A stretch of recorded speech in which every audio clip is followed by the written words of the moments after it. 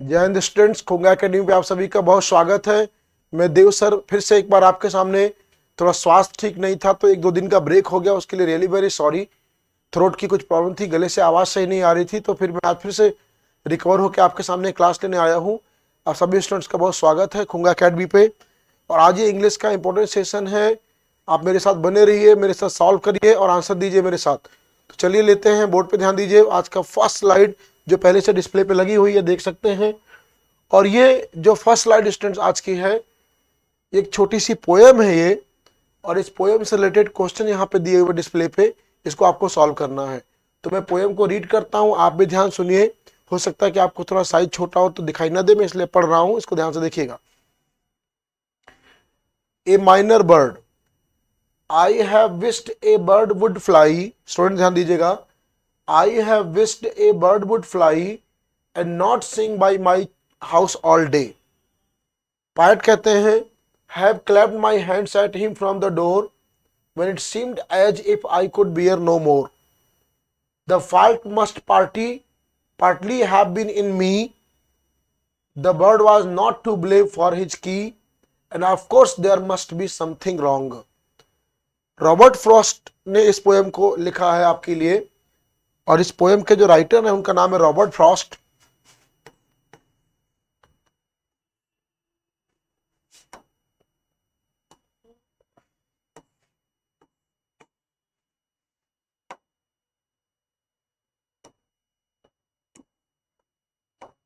कुछ प्रॉब्लम हो गई, रुकिएगा 1 सेकंड वेट करिएगा। हाँ, आइए। तो रॉबर्ट फ्रॉस्ट ने इसको लिखा है, रॉबर्ट फ्रॉस्ट। रॉबर्ट फ्रॉस्ट कहते हैं इस पोएम में आपको कि अ माइनर बर्ड, एक छोटा सा पक्षी। In his childhood one day Robert Frost saw a bird singing song in his courtyard in his house. घर में उन्होंने एक दिन एक छोटे से पक्षी को गीत गाते हुए सुना।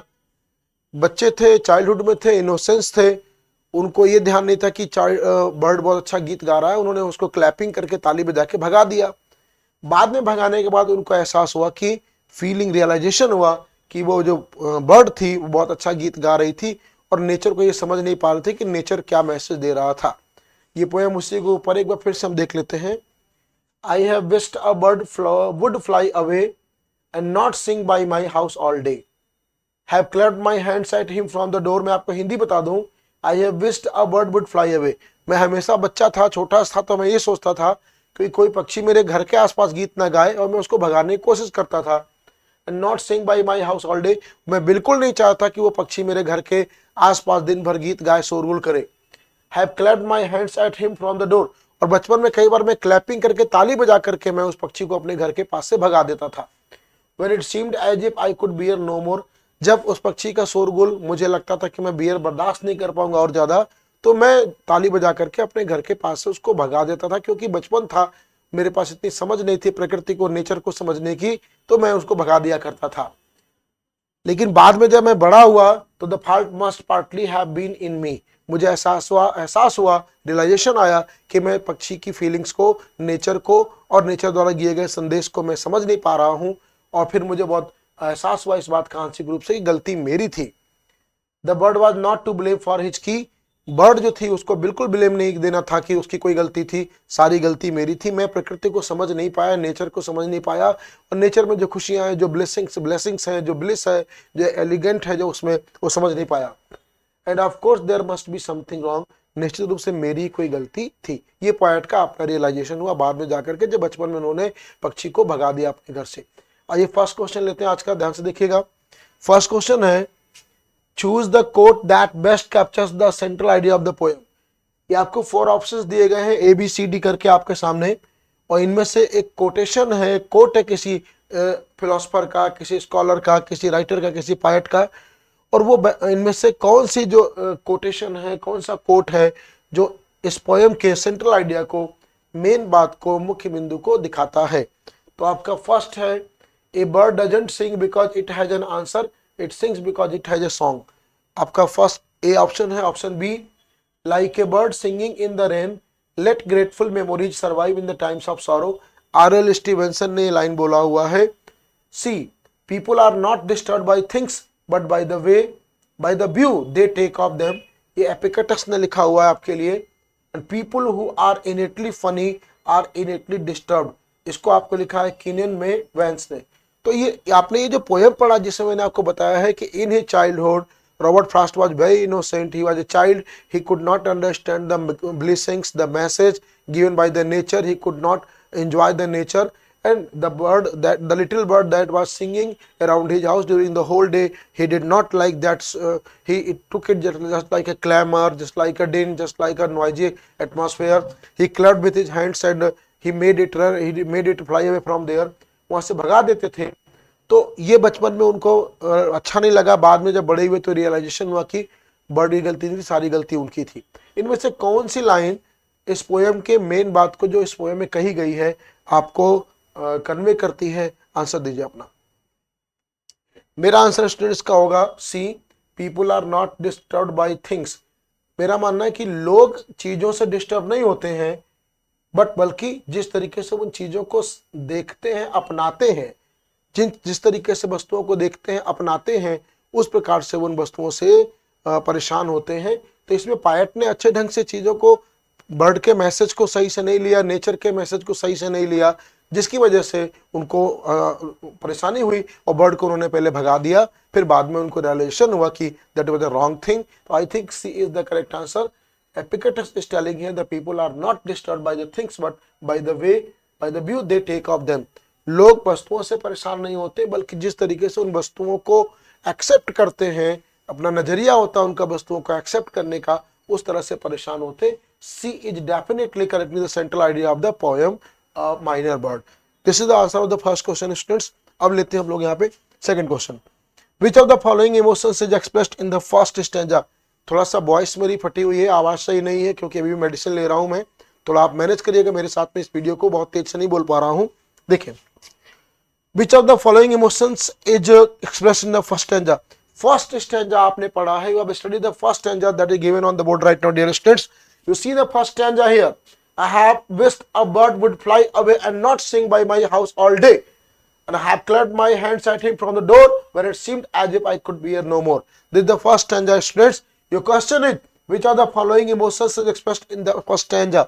First stanza में पोएट ने, रॉबर्ट फ्रॉस्ट ने कौन से इमोशंस को दर्शाया है? क्या वो उसमें एक्साइटमेंट दिखा रहे हैं आपको लगता है? Whether it displaying arrogance, कोई वहां पे एरोगेंस दिखा रहे हैं, या आपको इरिटेशन दिखा रहे हैं, या क्लेशन दिखा रहे हैं? What is your answer? ध्यान दीजिएगा, पोएट छोटे से बच्चे थे, आपने देखा है, समझ नहीं थी नेचर की, बर्ड्स के सिंगिंग का वो एंजॉय नहीं कर पा रहे थे, उन्होंने क्लैपिंग करके बर्ड को अपने घर से भगा दिया था, तो इरिटेशन हो रहा था उनको। C is the correct answer, dear student. Question number second का आंसर सी है, he was irritated by the singing of the birds and that is why he clapped and made them fly away from his house just because of his innocency, just because of his childhood age and immaturity. तो answer number, question number B का answer आपका यहाँ पे सी होता है। Okay, good. I think आपको समझ में आ रहा होगा। बार बार कह रहा हूँ कि वॉइस को लेकर थोड़ा कंप्रोमाइज करिएगा, वॉइस अच्छी नहीं मेरी है, चोक थ्रोट था, कोल्ड एंड कफ से सफरिंग था, मेरे सफर कर रहा था मैं, तो मेडिसिन लेके आया हूं, इसलिए साथ में बने रहिएगा। देखिएगा, थर्ड क्वेश्चन पे आते हैं। The use of the word minor in the title shows. इस टाइटल में माइनर एक वर्ड लिखा हुआ है, माइनर। माइनर क्या दिखाता है आपके इन ऑप्शंस में? Option A, the size of the bird was small, insignificance of the which man regards nature, the bird was under age, या the bird's existence in nature is of less significance. Which is your answer? आपका answer क्या है? देखिए, minor bird कहा गया है, पक्षी, writer छोटे से बच्चे थे तब की बात कर रहे हैं कि वो बर्ड के सिंगिंग को, बर्ड के मैसेज को एंजॉय नहीं कर पाए, उसके मैसेज को समझ नहीं पाए, और वो नेचर में किस तरह से बर्ड का इंपॉर्टेंस होता है वो नहीं समझ पाए। तो इंपॉर्टेंस नहीं समझ पाए बर्ड के सिंगिंग का, इसी को यहाँ पे आंसर आप देना चाहें तो इसका आंसर होना चाहिए था, मेरे हिसाब से इसका आंसर बी होना चाहिए था, insignificance with which man regards nature.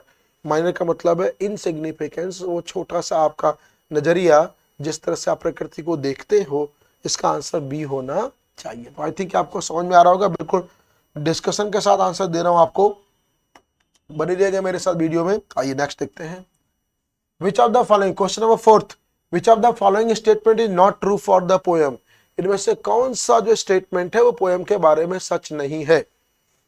The poem is written in first and a narrative style, first person. देखिए आई और वी फर्स्ट पर्सन में होते हैं, तो इस पोएम में आई लिखा हुआ है, ये फर्स्ट पर्सन में लिखा हुआ है, तो ये तो हमारा करेक्ट है कि फर्स्ट पर्सन में लिखा हुआ है। हमें बोलना कि स्टेटमेंट कौन सा करेक्ट नहीं है। The poem ends with a philosophical idea that acceptance of the nature and its element is must। Poem last में फिनिश होती है इस बात से कि नेचर को एक्सेप्टेंस करना बहुत जरूरी है, नेचर में दिए गए मैसेज को, नेचर में कही गई बातों को स्वीकारना। अभी तो मैं टिक कर रहा हूं, ये भी देखते हैं कि नहीं ये सही है गलत है, मेरे ख्याल से दिया हुआ है। The poem gives a message that insignificant things leave a deep impact on one's soul. ये बात भी है कि पोएम एक संदेश देती है कि महत्वहीन चीजें भी हमारी आत्मा में बड़ा असर डालती हैं। Poem is rich in imagery, poem में इमेज बहुत सारी दी गई है, इमेज से परिपूर्ण है। तो चलिए मैंने चारों ऑप्शन टिक कर दिए, आपका आंसर क्या होगा, आप मेरे से आंसर दीजिए इसका। क्वेश्चन नंबर 4 का आंसर दीजिए बेटे। Which of the following statement is not true for the poem, कौन सा स्टेटमेंट ट्रू नहीं है।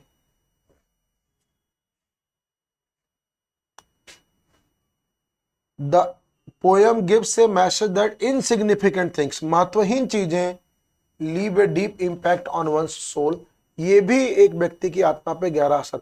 महत्वहीन चीजें, उसमें महत्वहीन कौन सी बात हो गई, सारी चीजें महत्वपूर्ण है, महत्वहीन तो कोई है ही नहीं। तो इसका आंसर मेरे हिसाब से सी होगा, आप चेक कर लीजिएगा बाद में। मैं इसके आंसर में सी के साथ जा रहा हूं, मुझे सी ऐसा लगता है कि आंसर सी होगा, आप चेक कर लीजिएगा एक बार, ठीक है। नेक्स्ट देखते हैं। The rhyme scheme of the poem is, देखिए राइम स्कीम, अवे को ए मानिए, डे, देख रहे हैं आप, बी, अवे और डे का प्रोनाउंसिएशन सेम है तो ए हो गया, this is B, B option B, B answer हो गया इसका। Rhyme scheme, question number 5, the rhyme scheme of the poem is A A B B. Students, dear student, उम्मीद है कि आपको ये बिल्कुल समझ में आया होगा। ये पोएम थी, कोई आपका स्टोरी वेस्ट नहीं था कि आपको एकदम इजीली कन्विंस हो जाए, पर मैंने कोशिश किया कि आपको पोएम पढ़ा करके इन क्वेश्चंस का लॉजिकल आंसर दूं। तो मेरे साथ बने रहिएगा। नेक्स्ट स्ट्रीम, नेक्स्ट वीडियो, आप नेक्स्ट आपके लिए स्लाइड आ रही है बोर्ड पे, आइए देखते हैं क्या है इसमें। Yes, choose the correct options to fill in the blanks. Students, fill in the blanks आपके सैनिक स्कूल के एंट्रेंस एग्जाम में आते हैं, ध्यान से देखिएगा। 3 क्वेश्चन डेफिनेटली आ रहे हैं, मैंने देखा आपका प्रीवियस ईयर का पेपर, इसको ध्यान से करना है। You consult the thesaurus if you need synonyms for those words, had to, need to, use to, might, क्या कहना चाहेंगे, आपका आंसर क्या होगा। देखिए, यू कंसल्ट द थिसारस, आप थिसारस पर विचार करिए। इफ यू नीड सिनोनिम्स, अगर आप सिनोनिम्स की आवश्यकता है फॉर दोज वर्ड्स, उन शब्दों के लिए, तो आपको यहाँ पे क्या करना पड़ेगा, यू नीड टू कंसल्ट, आपको जरूरत है विचार करने की थिसारस पे। थिसारस क्या होता है, कलेक्शन ऑफ द वर्ड्स, शब्दों का संग्रह। If you need synonyms for the those words, इसका आंसर 6 का आंसर बी होगा। डियर स्टूडेंट, ध्यान से देखिएगा, 6 का आंसर बी होगा। नेक्स्ट स्लाइड पे नेक्स्ट क्वेश्चन लेते हैं। क्वेश्चन नंबर नेक्स्ट आपके बोर्ड पे आ गया, 7th question, fill in the blanks. Everybody keen to participate in the नुक्कड़ नाटक, प्रत्येक व्यक्ति नुक्कड़ नाटक में शामिल होने के लिए उत्सुक और उतावला होता है। चलिए क्या आंसर देंगे, आपके ऑप्शंस बोर्ड पर डिस्प्ले हो रहे हैं, देखिए।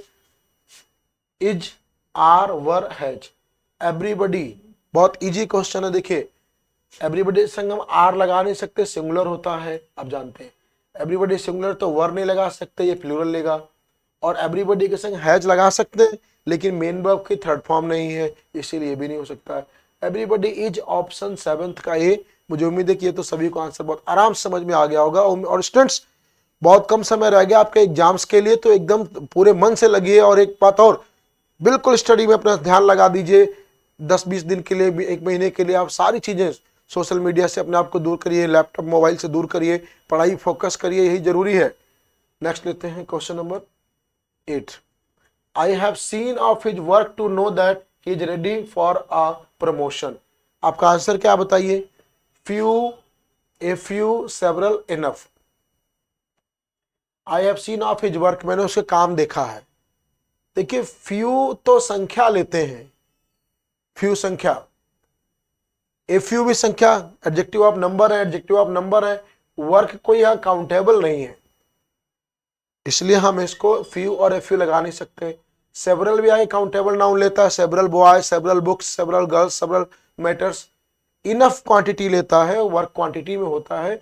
यहाँ पे आंसर डी होगा, ये नहीं हो सकता क्योंकि नंबर दिखाते हैं, ये अपने साथ नंबर लेते हैं, संख्या लेते हैं, और इनफ आपका यहाँ पे क्वांटिटी लेता है, तो क्वांटिटी के हिसाब से आप इसका answer enough of his work, मैंने उसे काफी काम देखा है, enough is the correct answer students, enough यहाँ पे आंसर होगा, इसको ध्यान दीजिएगा। नेक्स्ट क्वेश्चन आ गया है, a lot of people want to become successful entrepreneurs but only make them great. बहुत से लोग सफल व्यापारी बनना चाहते हैं, एंटरप्रेन्योर बनना चाहते हैं, लेकिन केवल मेक द ग्रेट, कुछ लोग ग्रेट बना पाते हैं। क्या आंसर देंगे? बहुत सारे लोग व्यापारी बनना चाहते हैं, लेकिन उनमें से बहुत ही कम लोग और पीपल को काउंटेबल गिन सकते हैं। यहाँ पे मच क्वांटिटी दिखाता है, लिटिल क्वांटिटी दिखाता है, आपको ध्यान देना। एनी निगेटिव सेंटेंस में आता है, सेंटेंस निगेटिव नहीं है, इसलिए यहाँ पे फ्यू आ जाएगा, ध्यान से देखिएगा। एकदम ग्रामेटिकल आंसर दिया मैंने आपको।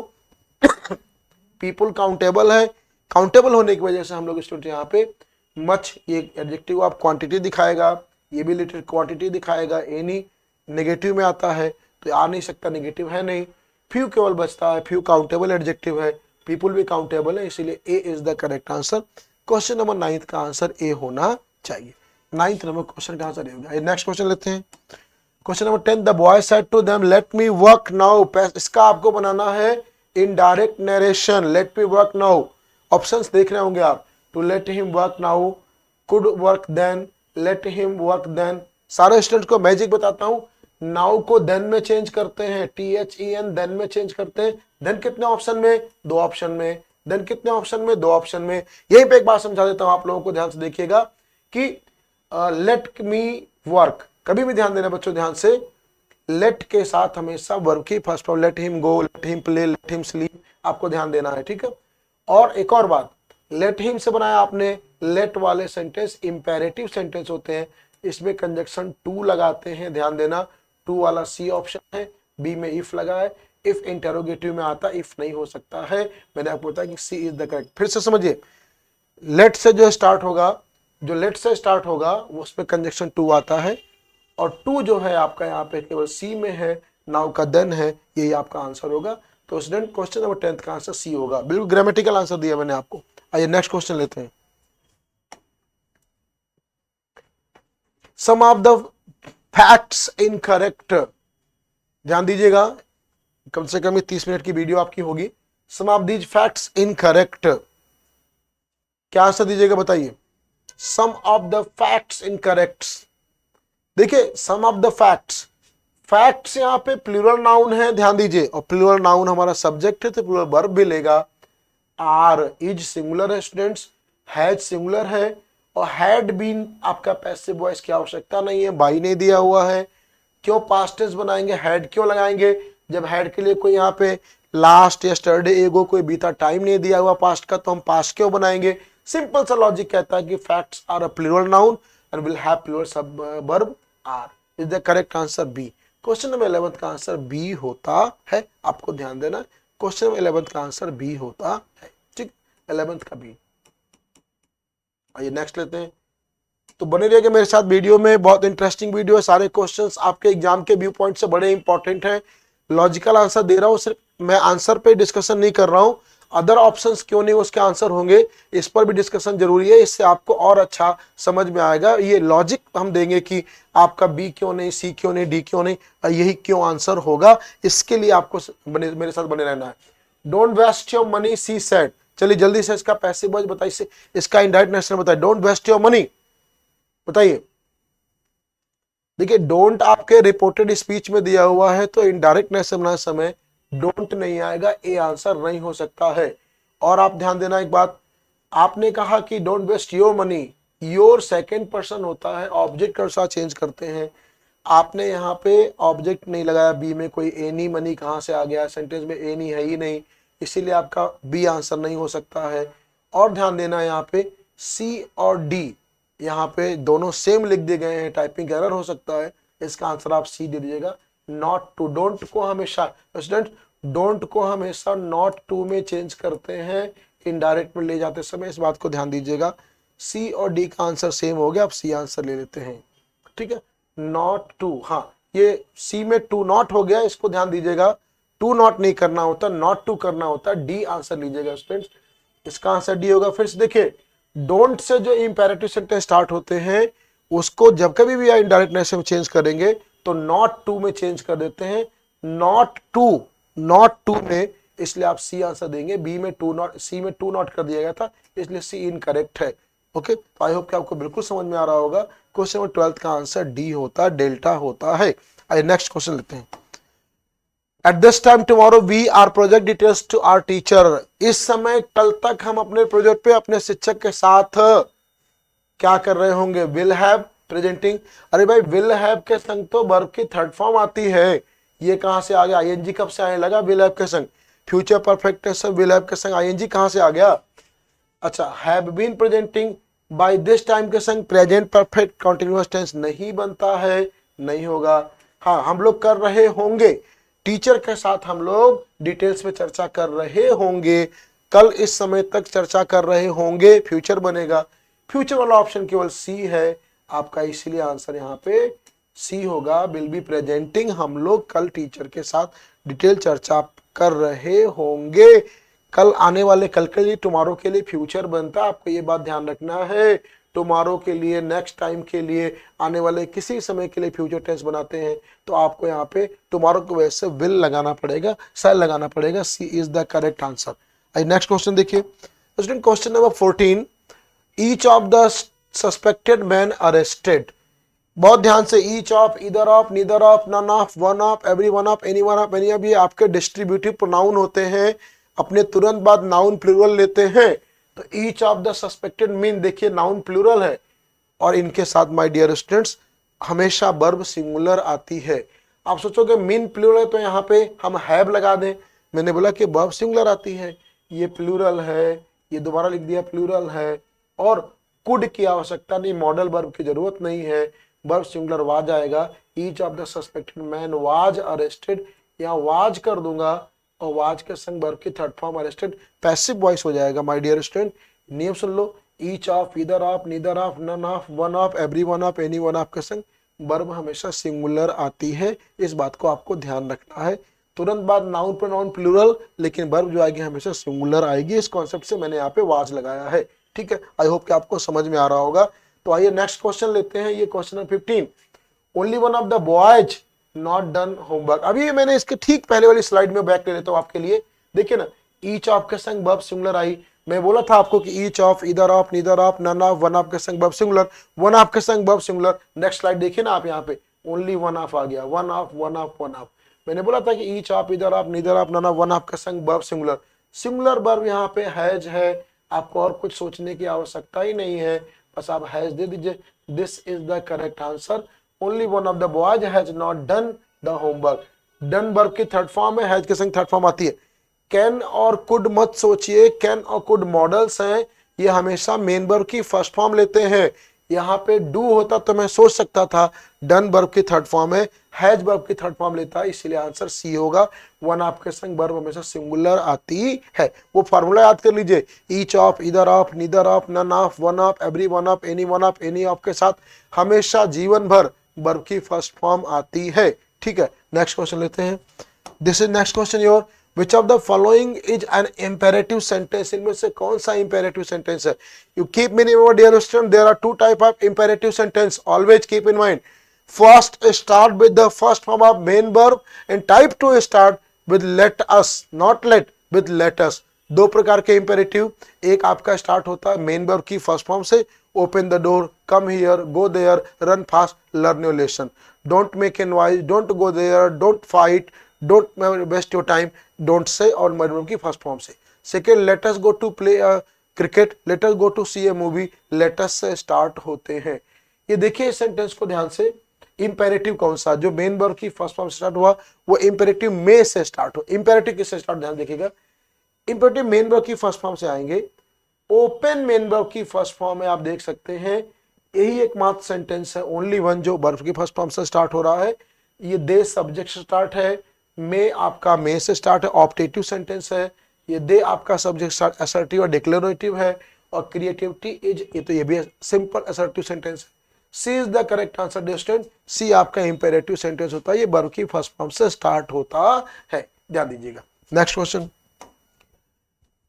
25 क्वेश्चन की स्लाइड होती है, आप जानते ही हैं। धीरे धीरे हम 17 नंबर पे आ गए हैं। ही थिंक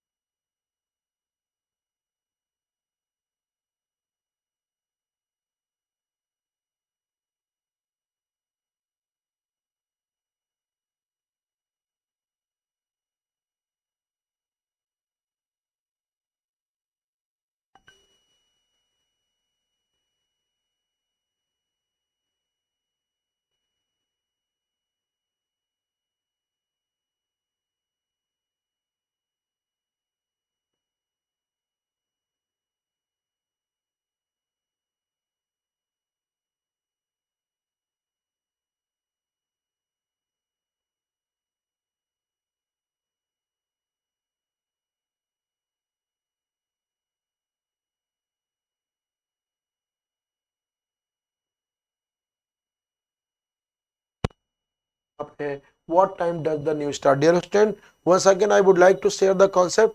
डू डज अपने साथ मेन वर्ब में एस सी एस नहीं लेते हैं, स्टार्ट वर्ब की फर्स्ट फॉर्म आएगी। ऑप्शन आपका बी करेक्ट है। आई होप कि आपको बिल्कुल समझ में आ रहा होगा। आइए नेक्स्ट लेते हैं। ये आ गया है, analogy is a comparison between one thing and another, is typically for the purpose of the explanation or clarification. Which of the following is the correct analogy? इनमें से कौन सा एकदम करेक्ट एनालॉजी, तुलना हो रही है, एनालॉजी का तुलना होता है। Composer is to music as flower are to poem, pie is to dog as hoop is to horse, branch is to tree as day is to hour, inside is to house and pale is to bright. Combination कौन सा सही बैठ रहा है आपके हिसाब से, कौन सा पेयर एकदम सही है, ये मुझे बताइए आप लोग। देखिए,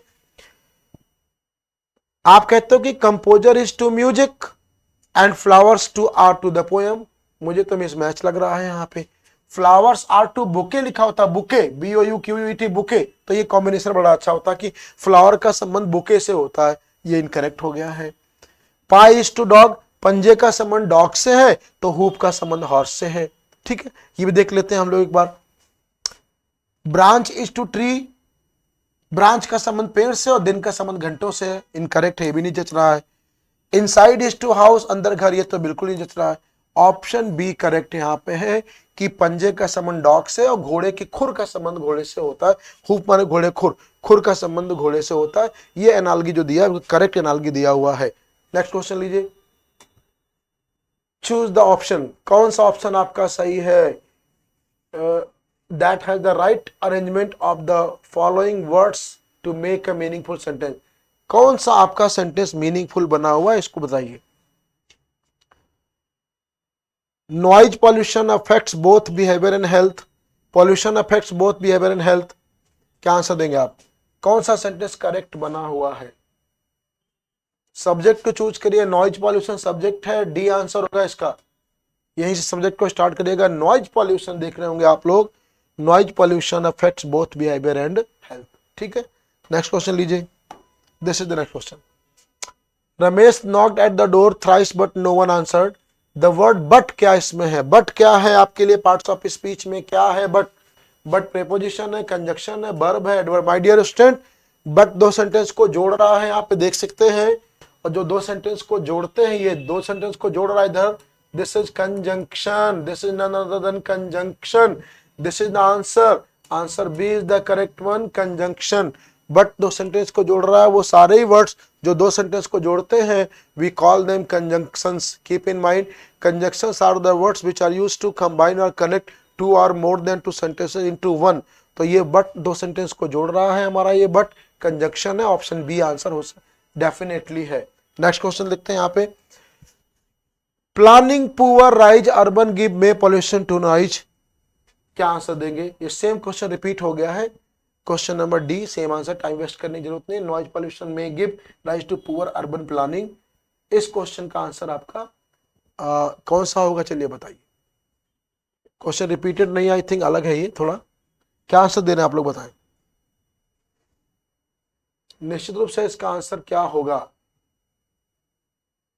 पुअर प्लानिंग में give rise to urban noise pollution, urban noise pollution में give rise to poor pollution, poor urban planning में give rise to noise pollution, noise pollution में give rise to poor urban planning. क्या answer है। Poor planning में give rise to urban noise pollution, A is the correct answer. Poor planning में give rise to urban noise pollution, शहरी क्षेत्रों में आपके ध्वनि प्रदूषण को बढ़ावा दे सकती है। मेरे को आंसर इसका ए सही लग रहा है। नेक्स्ट क्वेश्चन लीजिए। विच of the following sentences in